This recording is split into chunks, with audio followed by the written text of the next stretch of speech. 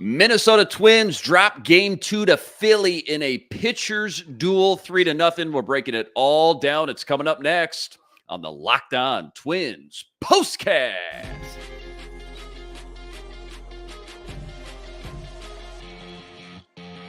You are Locked On Twins POSTCAST, part of Locked On Minnesota on the Locked On Podcast Network.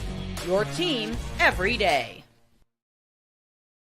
Back in the lab, back at it. Another Minnesota Twins POSTCAST episode right here on the Locked On Sports Minnesota Network. Your team every day. You got myself, Luke Inman, at Luke_Spinman. That's the man, Theo Tollefson, Twins expert over at Zone Coverage MN. He's on X, by the way. Give him a follow, at Theodore Tollef1. And Theo, before we jump into all the action from tonight's game, quick reminder, tonight's episode brought to us by Prize Picks, the easiest and most exciting way to play daily fantasy sports. Go to prizepicks.com/LockedOnMLB. Use code, this is all lowercase, LockedOnMLB for a first deposit match up to $100. Okay, man, game 2 versus the Phillies tonight. Huge litmus test once again. We got an absolute pitcher's duel. That's what we got. Zach Wheeler in his first start. He goes 7 innings, 7 Ks, no earned runs, no big deal. His counterpart, Simeon Woods-Richardson, he was pretty fantastic in his own right tonight. 6 innings, 3 hits, no earned runs. More on him here in a minute. Bottom 8, 2 out, bases juiced for Ryan Jeffers. This was their best chance to kind of bust things open all night. Unfortunately, ground out to third base. That ends the inning. So scoreless through 8 innings. Top 9 we go. Duran gets into an absolute mess, unfortunately. Leadoff double by Bryce Harper. 2 walked batters later, so now the bases are juiced. 1 out. Keep in mind, the Phillies hadn't scored a run in like 16 consecutive innings up to this point. And Brandon Marsh snaps that streak with a sac fly to score Harper. Next batter, Castellanos hits a 2 RBI double. That makes it 3-0 in the 9th. Duran gets pulled, 27 pitches, 3 earned runs. Not his best stuff tonight. And that was pretty much all she wrote. Twins lose game 2. 3-0 was the score. They dropped to 55 and 45 on the year, so 10 games above 500. Cleveland beat Detroit 5-4, so Twins still 5 back from first place in the AL Central. Quite the game, despite the loss, came down to the wire. Kick us off with your biggest takeaways, kind of your A topics, and then we'll talk about Woods-Richardson's night next, too. I mean, I think we'll just, if we're going to talk about Woods-Richardson next, then Yeah, we'll just focus ahead. in on those later innings, the bottom of the 8th, where they had the bases juiced. They had those opportunities and could not capitalize, and they absolutely needed to do so there, because what happened next with Joan Duran breaking under pressure, he was just not in command of the strike zone at all tonight, and that's really what made the difference and made this a loss. Honestly, sitting down and just watching the Phillies now, just in back-to-back games, 2 games, the way they just won this game tonight made me kind of really appreciate, kind of realize what makes them so good. Like, nobody in that lineup chases when they're at the plate. They're so disciplined. They force you to throw strikes. They grind those pitchers down, and that's exactly what they did versus Duran. I mean, hey, it's tied up in the 9th. I'm going to throw out my best relief pitcher. This is the best I got. And they just grinded Duran down. So many great at-bats. They really do look like the best team in the league, if not one of the best teams. Do they not? No, they are the best team in baseball, and they just proved why. I mean, the Twins definitely got the better of them last night, which is something they needed for a confidence builder. Now they were 3-19 against teams with better records than them coming to tonight's game. Now they're back to 3-20. I mean, it's better than 2-21, but you still do not like to see such a deficit against these teams you're likely going to match up against in the postseason. Just a quick recap the last few days here for Minnesota Twins fans. After the border battle with Milwaukee, right? They lose 2 super winnable games, right? 2 games they played more than well enough to win. They just ended up kind of shooting themselves in the foot a few times. I heard people saying that things felt, the word choice was fragile after that series. Like, okay, sky's not falling. It's just 2 games, but things feel a little fragile here. And then you take game 1 from the Phillies. You lose game 2 tonight. Hopefully, you're getting some huge names back from injuries here soon, which we'll talk about. But I guess if fragile was the word Sunday night, what's the word, or, what's the vibe now after these 2 games? Again, keeping in mind what you know about maybe getting some of these players back from injury here soon. I think it's just a matter of being battle tested. You are doing a little bit better. A win against the Phillies is still a win against the Phillies, and you need to Yep. take pride in that. But I mean, coming back to these big moments where you need to capitalize with the offense, which they did last night, but tonight was not the case. That was the difference maker, and just what made this the difference between what could be a playoff win or a playoff loss in a few months from now. And they just need to make the most of these opportunities. And I think that's the thing. It's just like falling under the pressure, falling under the cracks. I mean, that has to be battle tested, but they were in the wrong way. Yeah. Yeah. No, well said. Good breakdown there. All right. Glass half full. Simeon Woods-Richardson. The guy just continues to impress. Start in, start out. Just a rock of consistency this season. Here's the stat line: 6 innings, 3 hits, 5 Ks, 1 walk, 0 earned runs. The guy was close to flawless tonight against the best team in baseball. I think we're all kind of running out of words to describe this guy this year, but just give it your best shot. Yeah, I mean, that's the thing. This is a guy they have definitely limited in facing the order third time through, but they let him face the top of the order a third time with Schwarber and Turner, and that was huge and a testament to how great he has been during this stretch. And now he brought his ERA from like 3.5 to 3.27 tonight in this start, and it was the first time he's gone a full 6 innings since his start against Seattle, where he really, stood out for the first time as a Twins call-up. Now, will they get this in the postseason? I don't know. But you have to take pride in this because you're not only going up against one of the best lineups in baseball, you're also going up against one of the best starters over the last 5 years in Zach Wheeler and how dominant he's been. And just you're going up at what I would consider the pure definition of the most consistent starter you can find in baseball. I mean, he shows up Wheeler. He can go 6 to 7 innings, gets a lot of strikeouts, limits his base runners. He's got a few bad starts here and there, but I don't think anyone's been as consistent on the mound just in terms of health and performance over the last 5 years. And if you can go toe-to-toe for him as a rookie, a 23-year-old rookie for like even 6 innings, that is something you got to take away. Dude, I was trying to think about it during the game, just sitting back watching him. When's the last time we've seen a Twins rookie pitcher have the kind of impact this kid has had this season? Because you could argue there hasn't been a bigger or, more needed breakout than what he's brought to the table for this team. I don't want to say Scott Erickson because I know there might be better choices than him than all the way back in 91. But I mean, that is... I mean, Erickson was doing that in 91 and was an all-star and whatnot, but, he had his ups and downs, and I know there have definitely been some solid Twins rookie starters that are just not escaping my memory right now. But yeah, I say we roll with it. That's a phenomenal name drop, man. Well, that's a phenomenal name drop. From my experience and knowledge, Woods-Richardson is a better individual off the field than Erickson has ever been. So that's why I'm trying to compare just rookie performance more than anything else. Yep. No, I get it. That's a story for a whole nother day. Let's just assume though, Simeon Woods-Richardson, let's just assume he stays healthy. He stays on this kind of trajectory. Any chance you think Rocco and company, right? The pitching staff, coaches, things like that, think about limiting his innings in the second half of the season? Because, I got the numbers here: 118 innings last year, 112 in 2022. And right now he's on pace for a little over 150. So, I mean, that's kind of a heavy increase in workload from what he's been asked to go through the past few years. Yeah, I think we can definitely expect his next 2 or 3 turns in the order to be what they have been, just that consistency, especially with Paddock being out. But I think it's very also dependent on what moves to make pitching wise this upcoming week as the trade deadline crunches down to final 163 hours or so.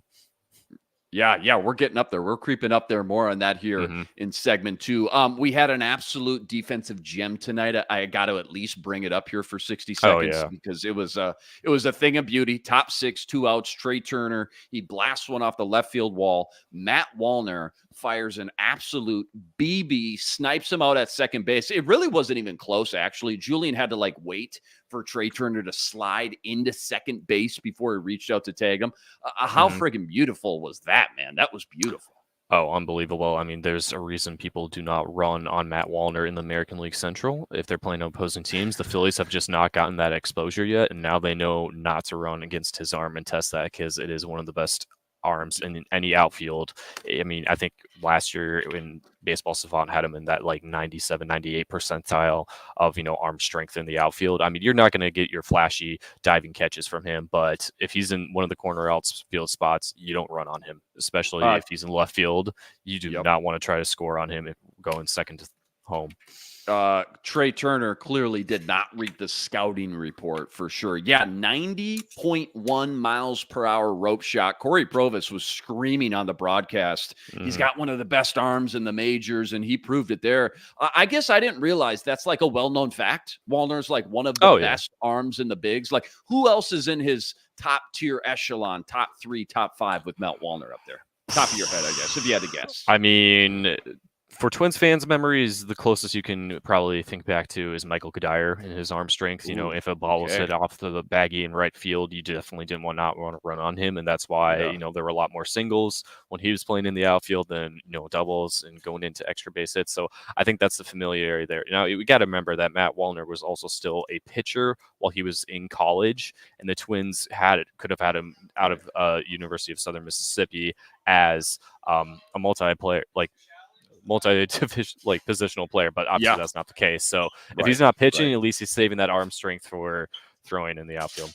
Yeah, Simeon Woods-Richardson, by the way, ecstatic. Guy was going nuts. I mean, he happened to be on the mound, obviously. Probably the most emotion we saw from Simeon Woods-Richardson, honestly, all night. All right, Rocco report time. Favorite or least favorite move or decision from today's game? So game 2 versus the Phillies, the Rocco report, it says what?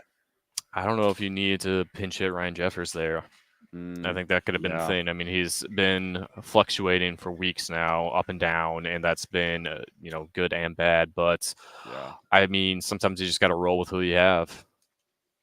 Yeah, no, that's fair. Always easy to say in hindsight, for sure. Guy hits a base hit or something, and we're singing a different tune. But for sure, I get the at the time, I kind of understood the method to the madness, but now looking back, you're right. Easy to kind of pick apart for sure. All right, plenty more deep dive. Plus, we got our nerdy stat of the day. That's all coming up right after this.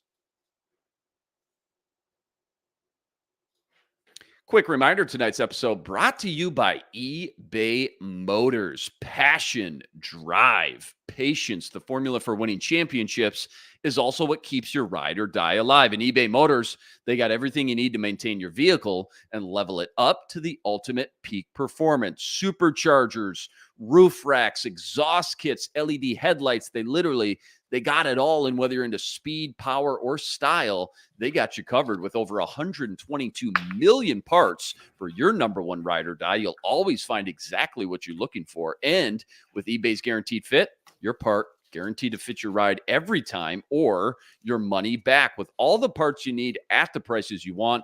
Easy to turn your car into the MVP and bring home that win. Keep your ride or die alive at ebaymotors.com. Eligible items only. Exclusions apply. eBay's Guaranteed Fit, only available to U.S. customers. Okay, kind of teased it at the top, but huge week for this team, potentially injury-wise. Royce Lewis making his first rehab start, so hopefully he'll be back up soon. Jose Miranda could be back soon. Brock Stewart could be back soon. Let's just start with Royce because he's always the A topic around here. You're live at CHS Field covering the St. Paul Saints, so you got to see him up close and personal tonight making his rehab stint. How'd he look, and what's the first thing you're going to ask him tomorrow in the scrum?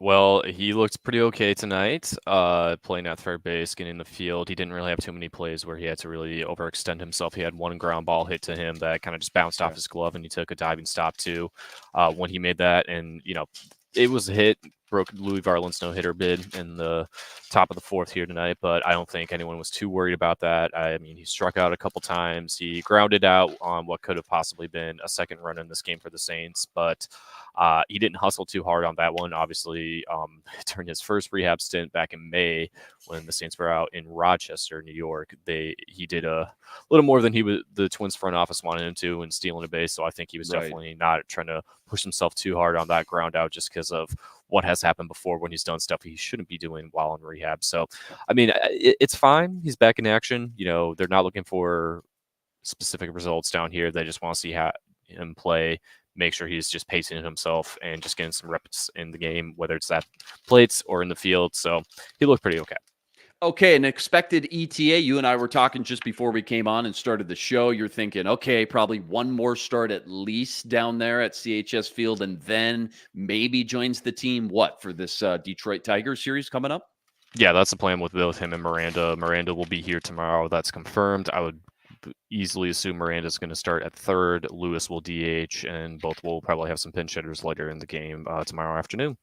Oh, and boy, I think that's going to be huge. Brock Stewart might be activated tomorrow as well. Obviously, there's still a TBA on who's going to be making the start for the Twins tomorrow afternoon. There's all the speculation with Chris being back on the IL. Is it David Festa in a bullpen game? Is it going to be Randy Dobnak making his first start in 3 years for the Twins, which would be very nice, but we'll find out soon enough here whether the beat reporters have gotten around to that part of it or not, or if the team will wait to announce their starter tomorrow. So, but all the guys that might be called up for tomorrow, Festa, Dobnak, they were all here, so it's all TBD. Got it. Great breakdown there. Good update for us for sure. I get it. It's a team game. We're talking about 3 individuals. They're all coming back from injury, so they could be kind of babied and weaned into the lineup. But just how huge of help would all 3 of these guys be for Rocco and company to have those guys in their arsenal once again? Like, how much does that move the needle getting those 3 names back, do you think? I know it definitely gives alleviation to the back end of the Twins bullpen. I mean, Jorge Alcala has been a massive step up for Brock Stewart in his absence, being that number 3 guy they can rely on. Obviously, Brock Stewart's still probably going to have some limitations, just throwing like 1 inning whenever he gets back on the mound. So that's what I'd fully anticipate. But Miranda, you get another healthy right-handed bat, and I don't know if he's going to still be on that same hot streak he was before he landed on the injured list, but he's going to be a huge help, especially going against a lot of lefties that Detroit Tigers have, both in the rotation and their bullpen. And yeah, Royce, we'll see what happens with him. But obviously, if you know how he is, he gets off the injured list, gets back from these rehab stints, and then he lets everything go full blast. Right. Nope. Good breakdown there. Nerdy stat of the daytime. You got any crazy stat or, fun analytic Twins related? If so, lay it on us. Well, I think just because I was paying attention to 2 games here tonight, I mean, both Varland and Woods-Richardson had their first 6 inning, full 6 inning starts since May. Varland's last time he went full 6 innings was on May 21st against Buffalo.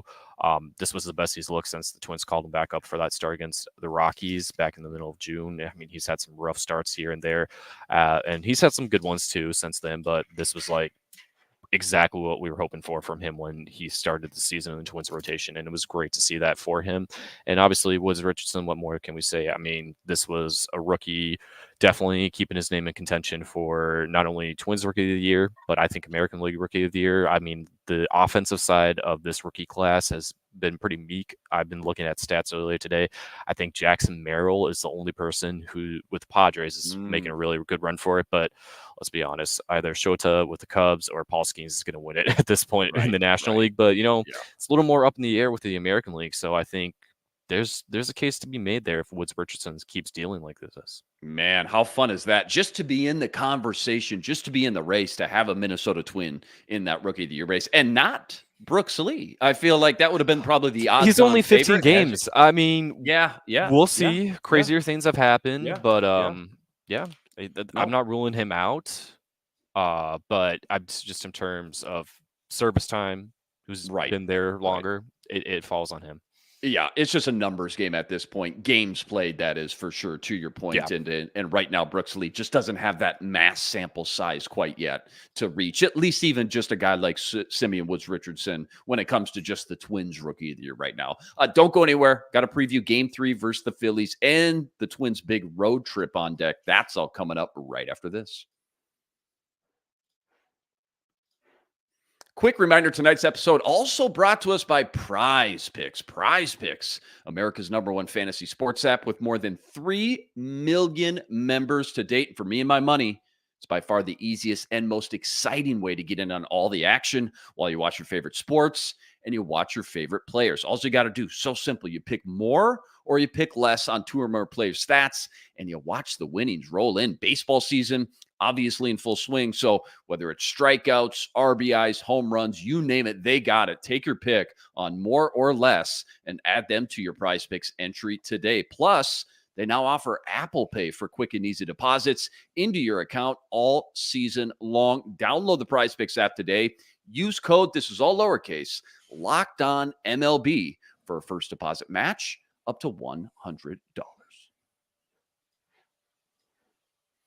Okay, game 3 tomorrow. Last game at home before they travel to Detroit and then New York to face the Mets. Who's starting tomorrow, first and foremost? Do we even know that? And then what can We you still don't. we still don't know. Okay. Can you No. also prime us with just like how well the Tigers and the Mets have been playing as far as, the last couple weeks, because we got them coming up next as well.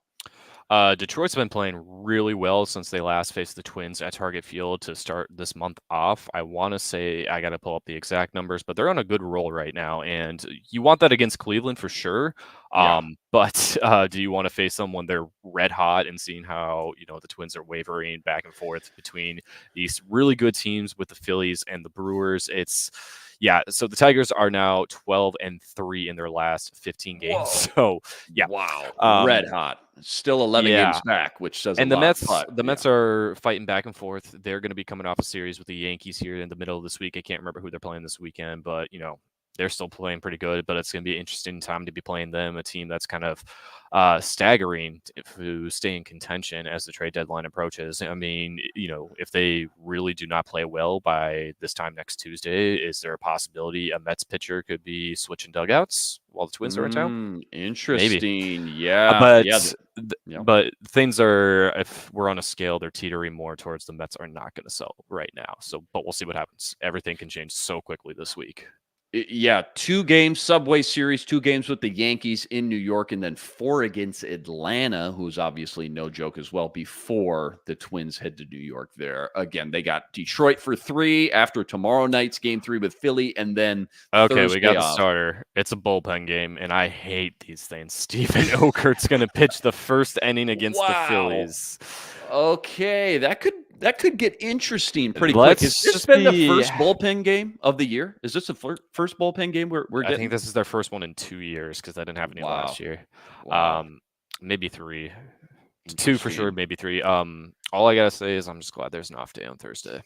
Off day on Thursday. Can't get here soon enough. Couple quick hitters before we get out of here. Let's start with a fun one. Did you know this? 5 years ago today, you might have saw this on Twitter. 5 years ago today, the Twins played in what is now known as the Aaron Hicks game. Maybe you're too young for this. I don't know. Aaron Hicks game 2019. Do you know what I'm talking about? Or is this one kind of flying over your head a little bit? Look, I know I look like I'm still in high school, but I definitely remember I was 20 years old. That was one of the most battle. I remember watching that game vividly, that battle back and forth, like, oh my God, we can finally contend with the Yankees. And then that catch, and I think I was frustrated with Dick Bramer, like being a little too excited. I mean, it was a great catch, but it's just that Twins-Yankees hatred. Over better's dream. You're definitely too young to be a peak better at that point, but I'm just going to tell you an over better's dream. Listen to these numbers: 26 runs and 35 hits spread over 10 innings. And you're right, man. Just an absolute dramatic back and forth ESPN classic. Miguel Sano tied it up in the 8th with his second home run. Yankees would back up in the 9th. Twins tied it. They go to the 10th. Yankees go up 1. Max Kepler, chance to tie it or win it, slaps one to the gap. And you're right, man. Aaron Hicks makes like this Sports Center top 10 diving catch to rob him and end the game. Former Twin Aaron Hicks, by the way, if you didn't know. So 5 years ago today, absolutely unbelievable. Give me one guy, just top of your head, who's a good career-long comp when it comes to Brooks Lee's game. Like if Brooks Lee were to reach his upside, right, his true potential, who's a guy he just kind of reminds you of when you think of, his play style and that skill set? If, again, he were to hit his ceiling someday, who's he look like? Who's he remind you of? Well, I know he's named after Brooks Robinson, Hall of Fame third baseman. I don't know if the defensive prowess is right there. So if we're going to go, that caliber, I mean, I think he is a prime healthy David Wright.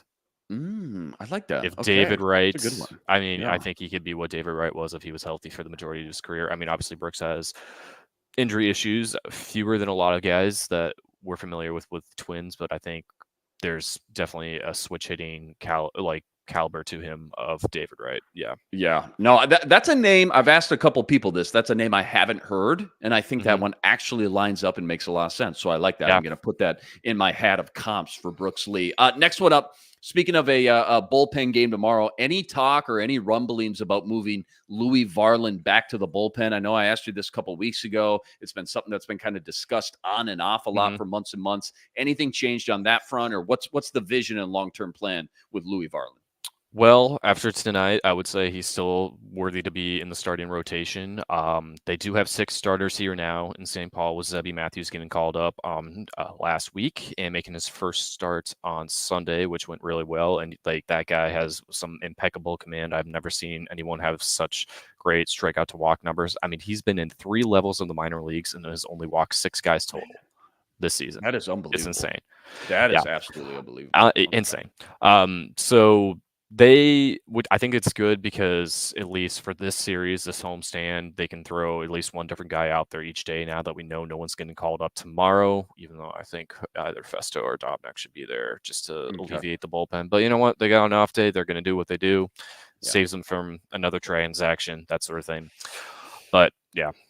Okay. No, that's good. That's good. I didn't expect any, major waves on that one. I just like to touch in because I hear a lot of people ask all the time, and I just like to touch in from week to week and see if anything. I think a lot of things, and I know this is going to be my answer for our next 2 postcasts and probably everyone else's, but we got to wait till this time next week. Next Tuesday after that Mets game to really dive into like here's who we have to work with. So where are they going to make these decisions, whether it's Varland moving to the bullpen, or are we going to give Woods-Richardson a alleviated load in August, but still like ramp him up in September. So if we need him in the starting rotation, all these questions, they're going to come together with some answers by this time next week. Yeah, perfectly said. And let's close with that. Perfect segue. I mean, deadline, as you're referring to, creeping closer and closer. How likely is it, just in your head, that the Twins end up trading for a starting pitcher? And part 2 of this too, let's say they do make a splash, which I don't think odds on they'd probably be like favorites to go make a big splash, but let's just say they make a splash, they go get a starting arm. Because of their revenue constraints, could you see them making a subtraction or 2 as well, just to kind of help soften the blow money-wise? No.